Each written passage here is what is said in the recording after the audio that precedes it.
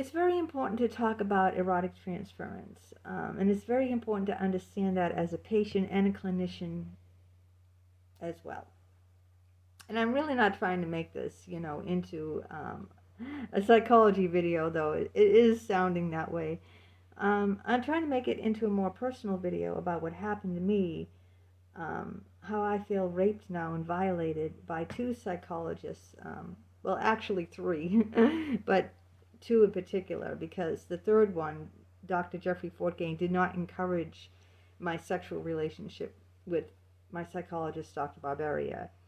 He didn't encourage it. He wasn't there before it even started, like Dick was, Dr. Richard Geist. He was there before it even started. He was the one encouraging me to have sex with him. So Dr. Jeffrey Fortgain came on after the fact, after it was all, I was already in a relationship with him. I'm going to read to you a little bit about what I wrote about this.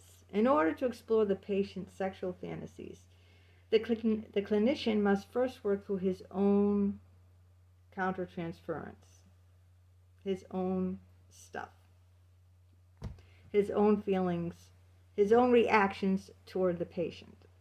It is important to understand that the patient's sexual or romantic fantasies are not directly caused by personal attributes of the clinician, but are closely tied to the setting and structure of the therapy, in which the patient's dependence on the clinician can arouse powerful feelings from past conflicts. So it's because of the setting, the therapeutic setting, that stirs all these, opens up all these past wounds from our childhood, which we're not, consciously aware of. They're going, they're in our subconscious, and we're acting them out with the therapist. So the therapist, we know nothing about. We're not falling in love with this person because we don't know this person, right? We're there, and they're getting to know us because we're sharing all of our stuff with them, but they're sharing very, very little to nothing with us. And they also have on their therapy hat, so, which is like acting very caring and listening with empathy. That's their role. So it's very easy to be swept up in that environment of someone listening with empathy to you, not realizing that that's their job, that's their role during that time they're with you, to do that. And this is very powerful. Erotic transference is an intense, vivid, irrational erotic preoccupation with the therapist, characterized by overt, seemingly egocentric demands for love and sexual fulfillment. The patient is unable to focus on developing appropriate insights and attends the sessions for, like I did, for the opportunity to be close to the therapist with the hope that the therapist will reciprocate that love, because they never got their needs met as a child. I'm sure there's a lot of wounded people out there that even, you don't necessarily even have to be in therapy or even have gone to therapy to realize, that, you are wounded in some capacity. I think we are all wounded, not necessarily from our childhoods, but as we go through life, in the relationships and encounters we have, the older we get, there's bound to be someone that comes along and wounds us. And that should not be your therapist. And your therapist should never act on that because they've been trained. Erotic transference at first feels like falling in love. It has an euphoric quality, like a high, just like on drugs, right? But my experience is that it has the potential to be quite emotionally damaging and lingering. The pain is also much deeper than a regular crush or unrequited love. It's described as torturous by some patients. And again, both Dr. Richard Geist and Dr. James Barberia were trained in this,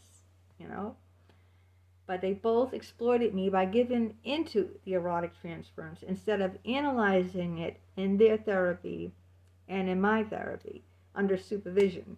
And as a result, all therapy or hopes of recovery for me have been thwarted, and I became alcoholic. Now, I'm going to leave a link to a broadcast below about this same issue, about erotic transference, about patients who have sex with a psychologist and how there's something wrong with the psychologist. Always. They're usually narcissistic or they have borderline personality disorder. There's something broken inside of them. And that was the case of Jim. He was very broken. But what about Dick? Why did he encourage me to be pursuing a sexual relationship that he knew was wrong? Why was he encouraging something like that? And that's another thing, another question that I have racked going around in my head, that it's just like if a guy is raping a woman, right? And, you know, sex with a psychologist is considered statutory rape. Why would another guy encourage that guy to do it? Why would he say, yeah, go ahead, you know, tie that witch down and, you know, pull down her pants, go ahead, yeah, you deserve it, go get it. You know, why would someone else be encouraging that criminal behavior? See, there's the deep question. This is how it separates me from the rest of the people who have sex with a psychologist, because it wasn't just sex with my psychologist, it was my other psychologist who encouraged it and egged me on and egged him on to do it. And that's where, you know, it gets blurred, and it also gets like way out there, you know what I mean? Like, I feel like literally I'm the only one who's ever experienced anything like it. It's like one of a kind. For both of them to, you know, to be this messed up, and especially, what does that say about a Harvard psychologist who's been in the field for 40 years making $300 an hour? But what does that say, you know? How do I feel about that? You know, I'm trying to, you know, analyze it over and over. I can't sleep at night. I have post-traumatic stress disorder. I have severe panic attacks. I drink very heavy in the evening, still 3 glasses of wine most nights, and on weekends I have like maybe 5 vodka drinks. I'm trying to cut back, but it's getting harder and harder because I can't wrap my head around why, if you're not involved in the situation, like you're not being gratified, right? If you're not being gratified, why can't you see it more clearly, you know? Why can't you see, because you're not the one, like he's not Jim, he's not getting any, right? So why would he, you know, one person wrote me and said he was just a dirty old man, you know, that enjoyed hearing stories like that. When you get to be a certain age and you can't perform, then what do you enjoy doing, you know? Watching other people perform or listening to other people's stories. So when you get to a certain age where maybe, you know, you can't get it up, the only excitement you get is listening to other people who can get it up. But it's still unethical, and still he should come to task for what he did. And, you know, even Jim should have sued him, because Jim could have said, you know, I went to this psychologist for help and he was encouraging me. And he did nothing to stop this, or he encouraged me to continue the relationship, or he did couples counseling with the both of us. You know, so even he could have went after him legally, you know, but I don't know what he did. He died, so we'll never find out the end of that story. But I'm just trying to make people aware of that if a psychologist goes to his superiors, right, and colleagues and supervisors, and they're messed up, what happens then? You see what I'm saying? If you need help with your patient because you're not dealing with the erotic transference, and then you go to your supervisor or your colleague and discuss it, and they're messed up, and they give you bad advice to say, hey man, go for it, man, go for it, get that pussy, go get it. And pussy can be pussycat. So they can't bar me from saying that word. There's more than one meaning, but you get the idea. So what do you do then? Who do you hold accountable, right? When the other people, your supervisors, your peers, your colleagues are egging you on, then what happens? And see who gets the brunt of it, but I do. And this is the case. And so I made a complaint, and it's going on now. April 3rd will be 2 months against it. You know, Dr. Geist was unethical from the beginning. Even though we didn't have sex, he allowed me to sit in his lap. He allowed me to grab his wiener. He allowed me to feel him and roll all over the floor with him. We went to the park and laid and rolled all over the grass in a public park now in his neighborhood, Newton. Okay? We walked together to that park. We laid on the grass together in that park. And that park is like 5-minute walk from his house. In his neighborhood, mind you.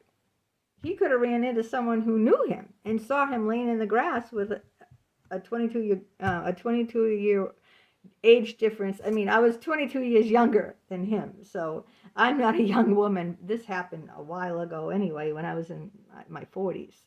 But, he's much, much older than me, so